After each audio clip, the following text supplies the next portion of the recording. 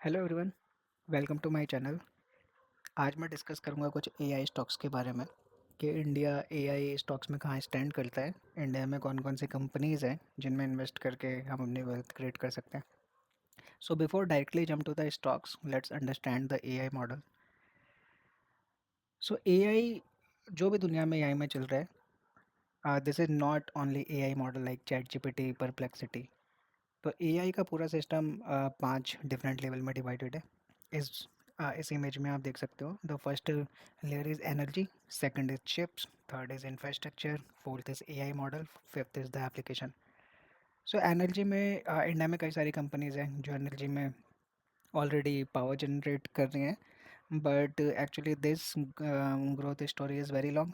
हाँ ठीक है, बट इसमें आपको कभी भी ऐसा नहीं होगा कि बहुत बहुत ज़्यादा ग्रोथ हो गया, कंपनी 10x हो गई। That is quite not not normal scenario. The second one is the semiconductor industry, जहाँ पे इंडिया हैविली इन्वेस्टेड कर रहा है अपने सेमीकंडक्टर स्टॉक्स में। जो मैं डिस्कस करने जा रहा हूँ स्टॉक, वो इसी सेमीकंडक्टर इंडस्ट्री से रिलेटेड है। एंड आप सब जानते हैं जो एनवीडिया है, that is also create the GPU. So that also fall in the second layer, the layer two chips. The third is the infrastructure. यहाँ पे भी नई कुछ कंपनीज़ हैं, कुछ रियल एस्टेट की कंपनी हैं, कुछ कंपनीज़ हैं जो डेटा सेंटर रेंट आउट करती हैं। बट इसमें भी इंडिया की कोई ऐसा सिग्निफिकेंट डोमिनेशन नहीं है ग्लोबली। तो हम इस पे भी नहीं जाएंगे। And the fourth one is the AI model like chat GPT, cloudy, perplexity. So all models are here, and uh, and unfortunately and sadly we don't have any famous company from India that is working on AI model. The fifth layer is the application layer. So application layer is quite interesting, and this is the future. No one is talking about the application. So maybe in future video I will make video on this application layer. So जिस company के बारे में आपको बताने जा रहा हूँ, वो सेमीकंडक्टर इंडस्ट्री की कंपनी है, chip layer. So let's directly jump to stocks. That is the Kaynes technology. So Kaynes technology ने अभी रिसेंटली बहुत ज़्यादा इन्वेस्टमेंट की अपने ओ सेट फैसिलिटी पे। तो ओ सेट क्या होता है मैं आपको समझा देता हूँ। जब भी कोई भी चिप बनती है, जब भी कोई सीपीयू जीपीयू या कुछ भी बनता है, तो सबसे पहले डिज़ाइनिंग होती है। डिज़ाइनिंग के बाद वो फैब्रिकेशन के लिए जाता है। जब एक बार फैब्रिकेशन होके आता है तो एक्चुअली वहाँ पे पूरा चिप नहीं आता, वहाँ पे डाई आती है। फिर उस डाई को पैकेज किया जाता है, या तो मेटालिक बॉडी में या प्लास्टिक बॉडी में। तो तो जो पैकेजिंग पार्ट है वो आपका ओसेट में होता है। तो अगर आप लोगों ने नाम सुना होगा, अम, जो साउथ कोरिया की कंपनी है Amcor, that is very famous company which is doing the same thing. तो ये ओसेट, जो एमकोर टेक्नोलॉजी कोरिया है, ये बहुत बड़ी ब्लू चिप कंपनी है। और आप देख सकते हैं कितना एक्सपीरियंस है। It is in operation since 1968। So Kaynes is doing exactly this, and Keynes is the a few first leading companies which is working on the this OSAT model, and government is supporting a lot. So government का support इस company में काफ़ी ज़्यादा है। हम जल्दी से इसके फंडामेंटल देख लेते हैं। तो अभी बस ये 25,000 करोड़ की कंपनी है, एंड 25,000 वी कैन रफली calculate it is only 3 billion company. And $3 billion company is a very small company globally. तो अगर इसका ओसेट बिजनेस ग्रो करता है, that it could be a lakh market capital of lakh crore. That is not so far, it 4 times from here. तो इसका P अगर आप देखोगे तो 64 है। अगर आप बिल्कुल बिल्कुल स्टार्टिंग इन्वेस्टमेंट जर्नी में, तो आपको ये ज़्यादा लगेगा, but actually we never see this P. We always see the growth, revenue growth, the top line growth, and bottom line growth as well. So if you go to the P&L, the top line growth, that is sales. So sales is jumping from 420 crore to almost 3,300 crore. So we can say almost 9 times done in 5 year.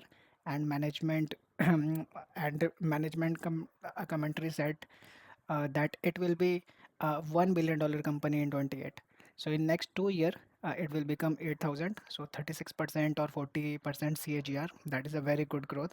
And if you see the bottom line growth, net profit, it is also increasing from 10 crore to 389, roughly 400 crore. So 40 times growth. Wow. So now come to the balance sheet. There is no much debt. The 885 crore is a total debt. So if you take the 10%, they have to pay per year. So 88 crore they have to pay per year, and 880 crore in front of 389 crore. So not very huge compared to the net profit. So now come to the investor. So here investors, promoters, promoters are selling stocks, but we always have to see that who is buying, that retailer are buying or not. So we can see that retailers are buying, which is obviously not good sign for a small run. For uh, but maybe in long run this company can be turned around. And if you see the stock price is corrected a lot, I generally do not see the price. I see PE ratio. So if you see the PE ratio, so PE ratio is at the lowest, that is the 63.4, and the lowest was, yeah, 63.3 is the lowest. So May 23 it is available at the cheapest price for now.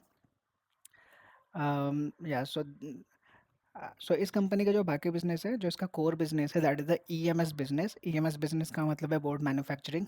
जैसे आपके washing machine में, आपके television में, AC में, robotics में जितने PC board use होते हैं, ये उनको डिज़ाइन करती है, ये उनको मैन्युफैक्चर करती है। और अभी जैसे मैनेजमेंट की कमेंट्री है, जो उनको मैन्युफैक्चर करने में जो पीसीबी बोर्ड जो यूज़ होता है, वो भी अब ये खुद ही मैन्युफैक्चर करने वाले हैं। तो from PCB board manufacturing to board designing and the complete EMS, और we can call it box build. तो इनका पूरा मतलब ऐसा लग रहा है मुझे कि ये पूरा कॉपर पीसीबी लेयर से लेकर जो सिलिकॉन की पैकेजिंग है, वहाँ तक इनका कवरेज है। तो मुझे केन्स टेक्नोलॉजी का फ्यूचर बहुत ही ज़्यादा ब्राइट लगता है। सो केन्स टेक्नोलॉजी में मेरी इन्वेस्टमेंट हो भी सकती है, नहीं भी हो सकती है। So it is not financial advice. This is just a India story which I wanted to um, share with all the viewers. तो इस स्टॉक को खरीदने की सलाह बिल्कुल नहीं है, ये आपके पर्सनल चॉइस के ऊपर है। या सो अभी तक के लिए इतना ही। Thank you so much, bye bye.